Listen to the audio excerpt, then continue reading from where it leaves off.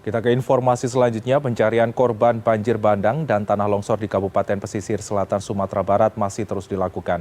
Hingga Senin siang jumlah orang yang hilang tercatat 29 orang, 23 diantaranya sudah ditemukan dalam kondisi meninggal dunia. Tim gabungan dari Basarnas, TNI, Polri terus melakukan pencarian korban di 3 titik lokasi yang diperkirakan masih terdapat korban. 3 lokasi itu adalah Kecamatan Koto 11 Tarusan dan kawasan api-api Kecamatan Bayang, serta kawasan Langgai di Kecamatan Sutera. Selain Basarnas Padang, tim yang terlibat juga berasal dari Basarnas Provinsi Jambi dan Bengkulu. Banjir bandang dan tanah longsor melanda Kabupaten Pesisir Selatan pada Kamis lalu. Selain menyebabkan puluhan korban jiwa, tercatat ada 70.000 lebih warga terdampak bencana tersebut. Hingga Senin siang masih ada 6 orang yang belum ditemukan. 11 Maret 2024, korban yang meninggal 23 orang dan dalam pencarian 6 orang.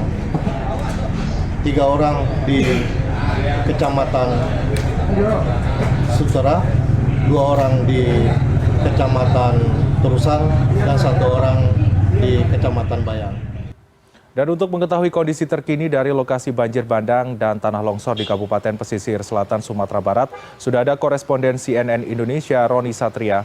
Halo, selamat sore Roni.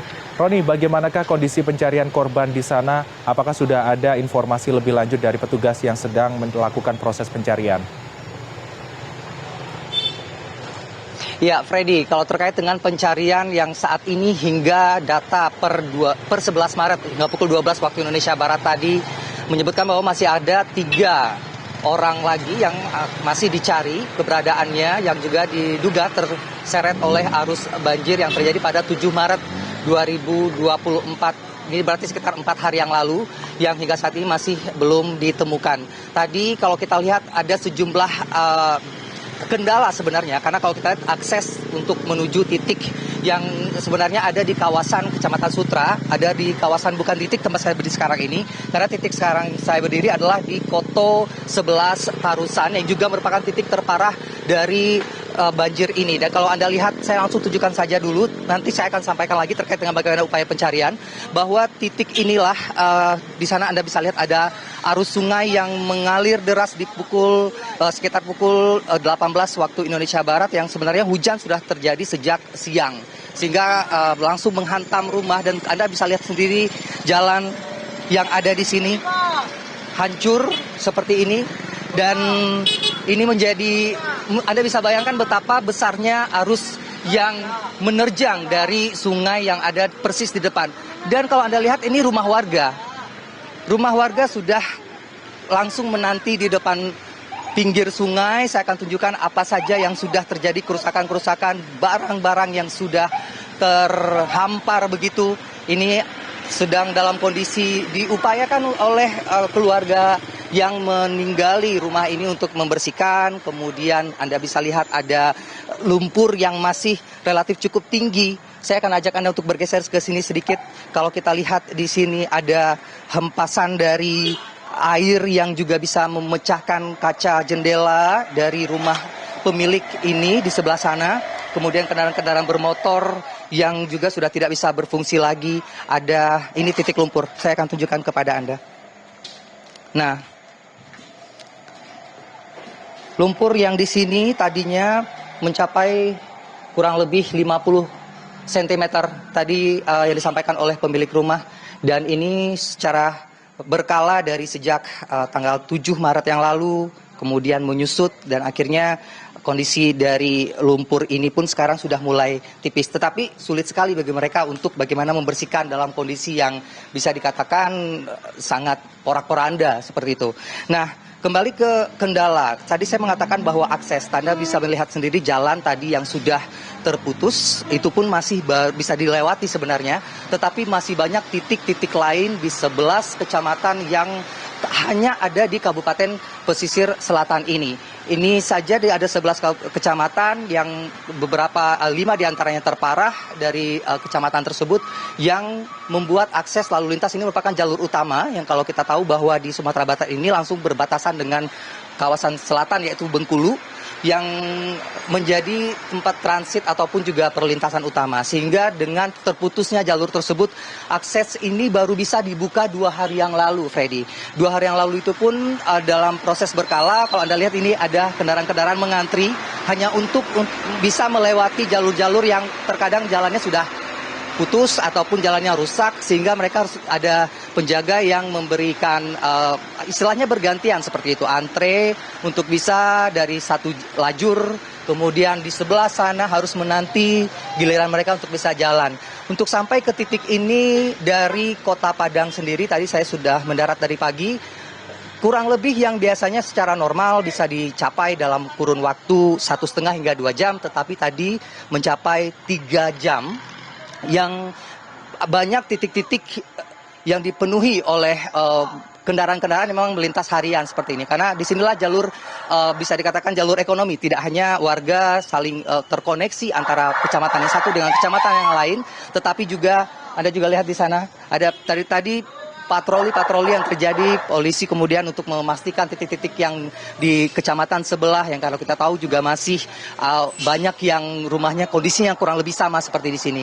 Nah, saya ingin mengatakan bahwa tadi ketika saya sempat melihat tinjauan dari yang dilakukan oleh Menteri PUPR Basuki Hadi Mulyono pada sekitar pukul 9 waktu Indonesia Barat tadi, sempat saya mewawancarai dan menanyakan terkait dengan bagaimana apa prioritas utama untuk tinjauannya kedatangannya pada saat ini, kemudian bagaimana proses recovery yang dilakukan terhadap kondisi bencana banjir ini. Dan tadi disampaikan oleh Basuki bahwa jalan utama ini menjadi prioritas. Mengapa? Karena ini tadi saya katakan bahwa menjadi arus untuk bagaimana perekonomian warga bisa kembali normal. Karena disitulah titiknya mereka mata pencaharian mereka, kemudian mereka yang ada yang berkebun dan lain sebagainya harus membawa hasil dari kebun mereka melalui jalur ini yang hampir sebagian besar dari Kota Padang hingga menuju perbatasan Bengkulu itu bisa dikatakan rusak parah di 11 kecamatan yang melintasi di titik ini. Sehingga memang kondisi ini yang tadinya dikatakan oleh Basuki bahwa ia menginstruksikan kepada Pemda daerah untuk 1 minggu setidaknya sudah kondisi bersih, sampah-sampah sudah tidak ada ataupun sisa-sisa material banjir setidaknya sudah mulai terkikis seperti itu. Nah, tapi tentunya kalau kita lihat bahwa momentum, kita tahu bahwa Ramadan saat ini juga yang sudah mulai oleh sebagian warga, kemudian besok mulai berpuasa oleh pemerintah, kita tahu bahwa banyak kegiatan-kegiatan yang sudah berlangsung. Bahwa yang nantinya malam sudah ada mulai taraweh dan lain sebagainya, tetapi sekolah sendiri juga tidak bisa beraktivitas pada pagi hari ini karena juga sekolah juga terdampak banjir di kabupaten ini, yang sehingga akhirnya warga-warga ataupun mereka anak-anak sekolah harus tinggal bersama keluarga mereka. Saya berbicara mengenai pengungsian, karena kalau di titik ataupun secara kultural untuk konteks tadi saya sempat berbincang dengan Kapolres Pesisir Selatan mengatakan bahwa tidak ada yang mengungsi. Kalaupun kita tahu bahwa jumlah warga yang terdampak adalah 74.000 warga, tetapi mereka umumnya tinggal bersama dengan sanak saudara. Umumnya mereka ini karena dalam satu area biasanya ada wilayah atau rumah keluarga mereka yang tidak terdampak banjir. Akhirnya mereka menginap di sana. Ada upaya secara gotong royong kekeluargaan untuk membantu keluarga mereka yang memang tidak atau rumahnya yang diterjang oleh banjir. Sehingga akhirnya mereka datang ke posko-posko hanya untuk mengambil bantuan. Kemudian kalaupun ada bantuan, tetapi saya belum melihat ada posko yang dalam jumlah besar saat ini di titik tempat saya berdiri sekarang ini, yang merupakan salah satu yang terparah di Kecamatan Koto 11 Tarusan, untuk bagaimana mereka bisa menyalurkan bantuan kepada keluarga-keluarga yang memang mereka masih berusaha berada di kediaman mereka masing-masing untuk menjaga harta benda mereka karena mereka tidak ingin mengungsi di tempat yang sudah disiapkan. Nah, tetapi kita ingin mengetahui lebih lanjut lagi. Tadi kedatangan sudah ada oleh Menteri PUPR, kemudian juga dari Gubernur Sumatera Barat. Kita akan lihat seperti apa seminggu yang diberikan jangka waktu oleh Menteri PUPR ini untuk membersihkan ini semua, untuk bisa menormalisasi kegiatan-kegiatan masyarakat yang ada di sini. Kita akan lihat nanti bagaimana perkembangannya. Kembali ke Anda, Freddy. Baik, Roni, kita nantikan bagaimanakah upaya dari pemerintah dan juga pihak terkait dalam proses penanganan pasca bencana tanah longsor dan juga banjir bandang di sana, dan tentunya kita harapkan proses evakuasi dapat berjalan lancar dan juga maksimal. Roni Satria, terima kasih atas laporan Anda, koresponden CNN Indonesia melaporkan langsung dari Sumatera Barat.